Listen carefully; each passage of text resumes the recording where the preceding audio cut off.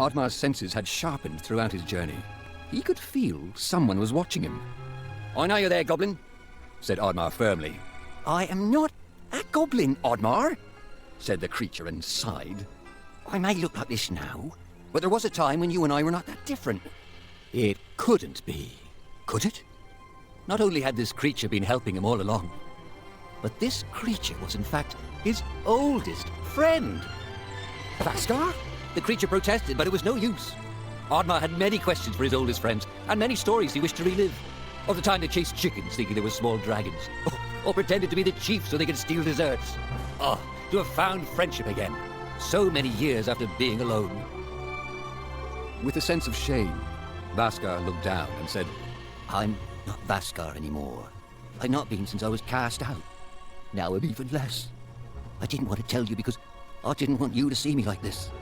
"Stop it," Oddmar interrupted. "You should have told me. It's okay, I know what's happened to you. But this time, you're not alone. Together, we can save the forest and save our people." The two friends were reunited, and although their quest was far from over, their spirits were high. Could it be that all was not as bleak as it once appeared?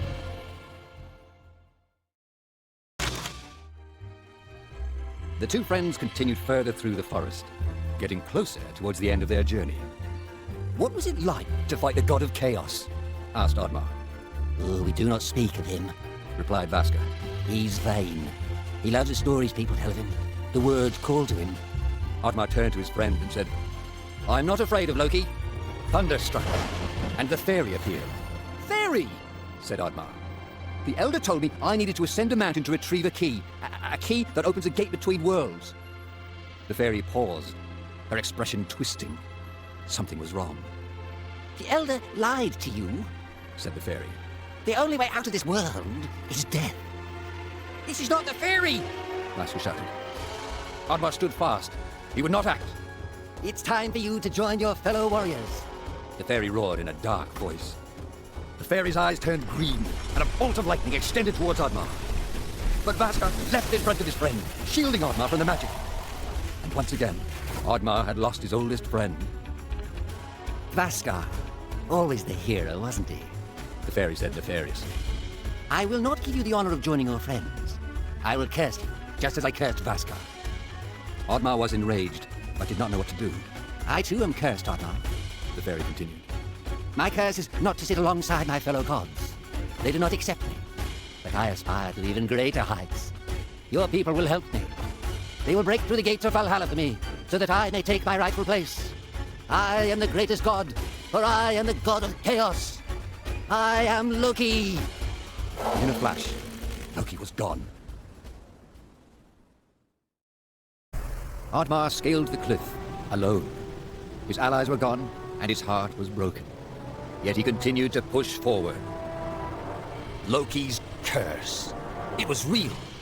Just as it turned Vaskar, it too would turn him. He would fail the forest and his village. Perhaps, he thought, the world was better off with no Vikings in it. But he would not have to fight alone. For in front of him, he saw a familiar pair of tusks which he didn't expect this far up a mountain. Perhaps all was not lost.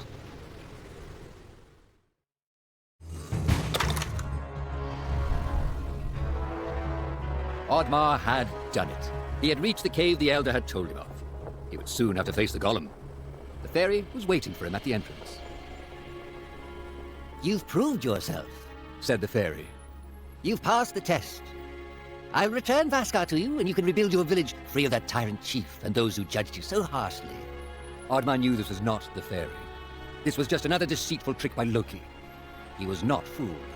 Loki shifted into his true form, and menacingly said, "I guess my trick didn't work. You're not as dumb as you look. But then again, maybe the pig is the brains of this operation." With Loki distracted by the sound of his own voice, his guard was down. This was Oddmar's chance.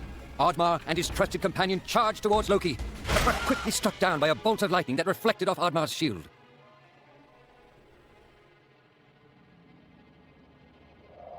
With the influence of his power, Loki was confident that Oddmar would stand no chance against the golem. He used his magic to wake the ancient golem, and left Oddmar to fight for his life.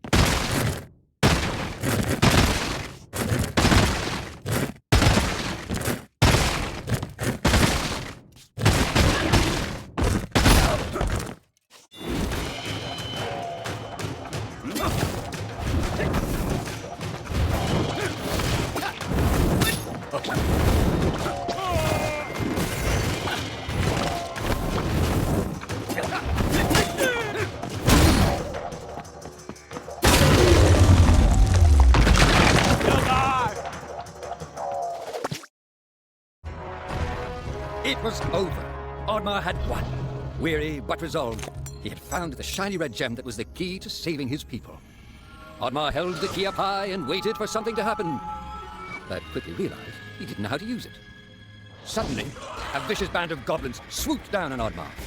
He struggled to hold on to the key, but there were too many goblins. Oddmar was overwhelmed. They snatched the key and ran away. Goblins.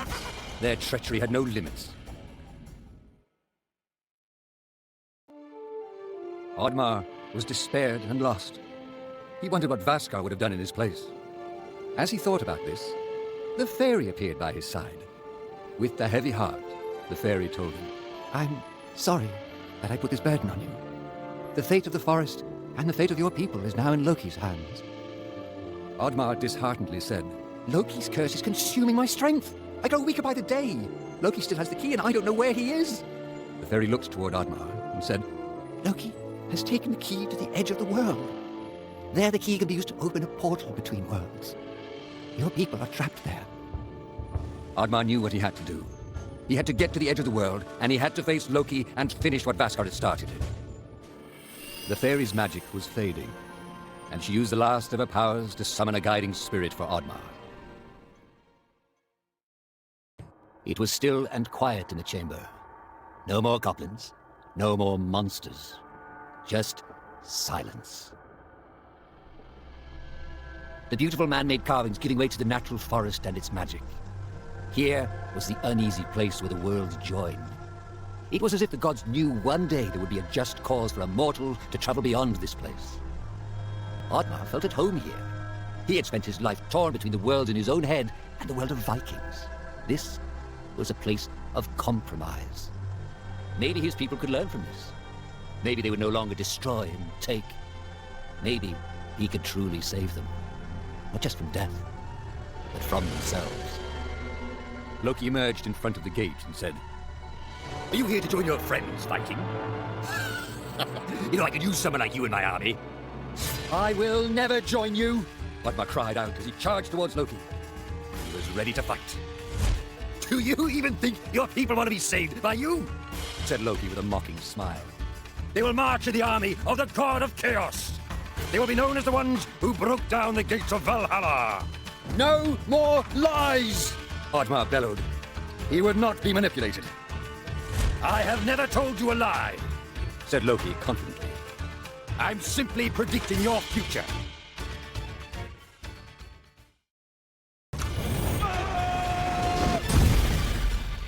Oddmar had done it. But he did not know what waited for him behind that door. He would soon find out. His villagers looked broken and lost of all hope. They were astonished at the sight of Oddmar. They had misjudged him. They had not believed in him. But they would never doubt him again. "Vaskar," said Oddmar as he embraced his old friend.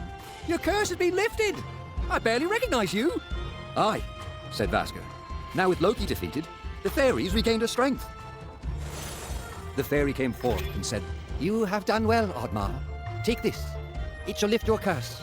Consider it a thank you gift from the forest." Balance and order had been restored. Oddmar was no longer cursed. As he regained his strength, he realized that for the first time in his life, he believed in himself. In front of the gates of Valhalla, he looked up in awe, wondering if his parents were proud of him. Oddmar was not ready to meet them, not just yet, but he'd hoped he'd earned a place by their side. He had become a true Viking.